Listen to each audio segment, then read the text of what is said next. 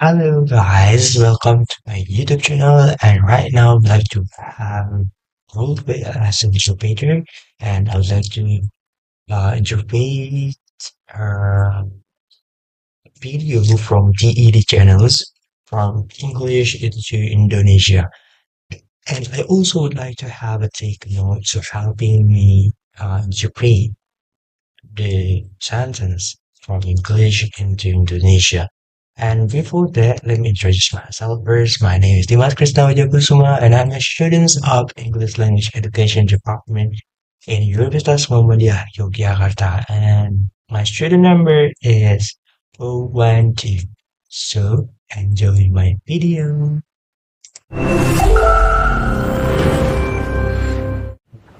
As a futurist, I think the two most dangerous words in the English language are unimaginable and unthinkable. So I want to invite you to think creatively and courageously about some hard to imagine possibilities. Let's play a game of what if. I'll describe three hypothetical future scenarios.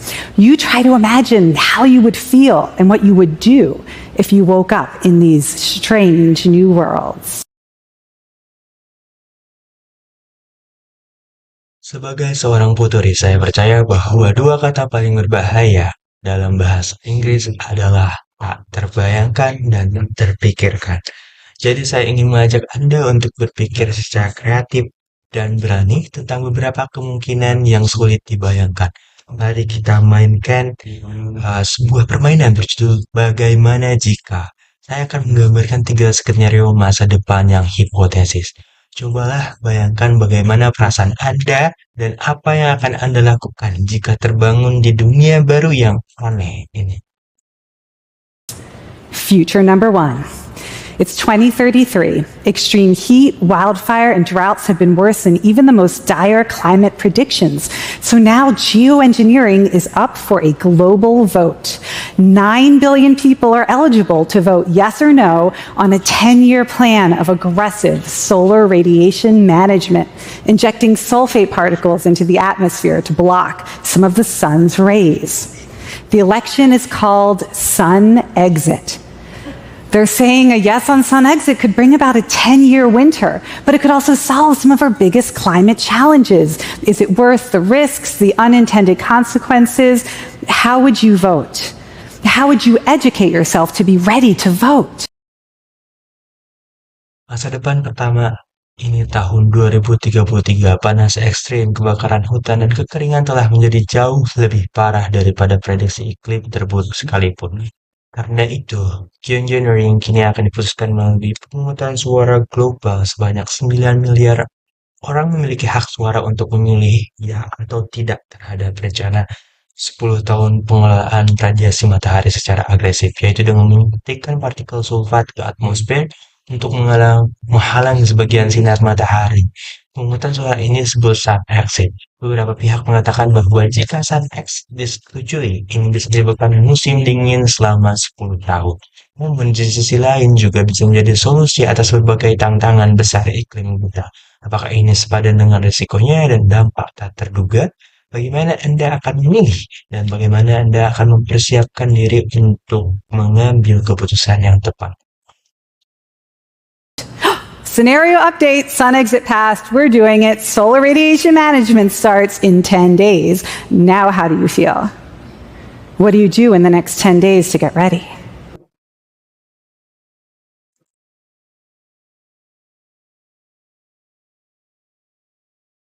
Baruan skenario Sun Exit disetujui. Kita akan melaksanakannya. Pengelolaan radiasi matahari akan dimulai dalam 10 hari ke depan. Sekarang, bagaimana perasaan Anda? Apa yang akan Anda lakukan dalam 10 hari ke depan untuk bersiap-siap? Okay, it's 1 year later. The geoengineering is working, yes! But paradoxically, trust in science is now at an all-time low. People are saying there are mental and physical side effects. Is it just misinformation? What do you do to stay healthy? Oke, 1 tahun telah berlalu. Geoengineering ini ternyata berhasil. Ya, Secara paradoks, kepercayaan terhadap sains berada di titik rendah sepanjang masa. Banyak orang mengatakan bahwa ada efek samping secara mental dan fisik. Apakah ini hanya disinformasi? Apa yang akan Anda lakukan untuk menjaga kesehatan Anda? New future. Okay, it's 2029 now, and your federal government has gone full blown zero waste authoritarian style. It is now illegal to throw anything away. They literally took everyone's garbage cans. Now, composting's still allowed, recycling never worked, and garbage, you can't make any of it. Nothing. But there's some good news. Psychologists have invented a new word to capture the positive emotion that defines life in a zero waste age.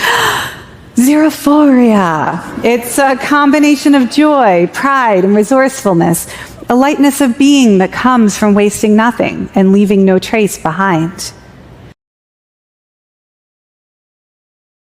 Masa depan baru sekarang tahun 2029. Pemerintah federal Anda telah benar-benar menerapkan gaya otoriter nol sampah.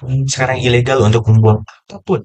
Mereka benar-benar mengambil tempat sampah milik semua warga. Kompos masih diperbolehkan, daur ulang ternyata tidak pernah benar-benar berhasil. Dan sampah, Anda sama sekali tidak boleh membuatnya. Tapi ada kabar baik. Para psikolog telah menciptakan kata baru untuk menggambarkan emosi positif yang mencerminkan kehidupan di era nol sampah. Gerophoria, gabungan dari kegembiraan, kebanggaan, dari kecerdikan, sebuah perasaan ringan dalam hidup yang muncul dari tidak menyanyiakan apapun dan tidak meninggalkan jejak sedikit pun.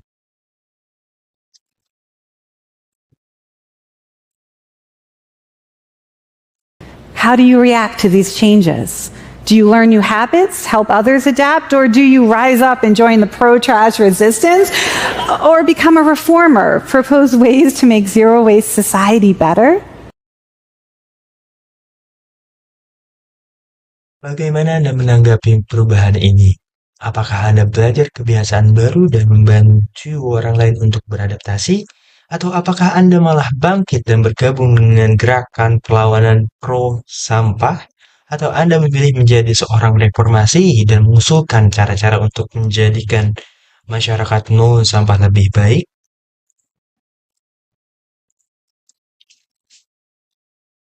Okay, let's imagine one final future.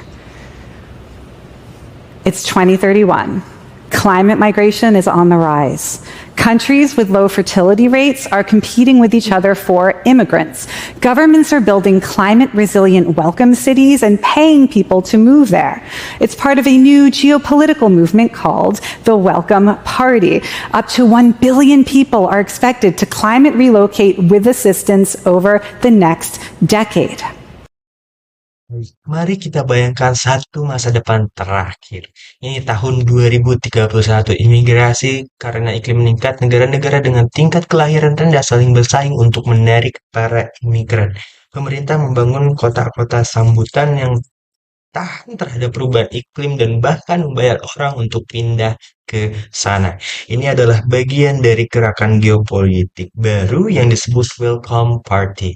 Diperkirakan hingga 1 miliar orang akan berimigrasi karena iklim dengan bantuan dalam 10 tahun ke depan.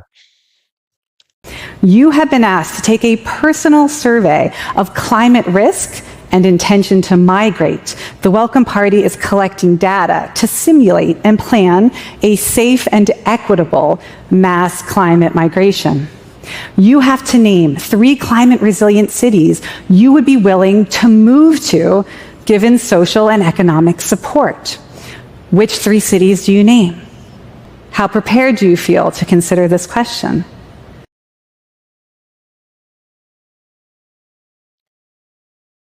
Anda diminta untuk mengisi survei pribadi tentang risiko iklim dan niat untuk berimigrasi. Welcome Party sedang mengumpulkan data untuk mensimulasikan dan merencanakan migrasi iklim masalah yang aman dan adil. Anda harus menyebutkan 3 kota tahan iklim yang bersedia Anda tinggali dengan dukungan sosial dan ekonomi yang memadai. Kota mana yang akan Anda pilih dan seberapa siap Anda untuk mempertimbangkan pertanyaan ini? Why am I posing these hypotheticals? Well, take a look at this data. These two charts show how often we use the words unimaginable and unthinkable in our journalism. Look how common they've become. We are so often shocked and blindsided by how the future unfolds, but it doesn't have to be that way.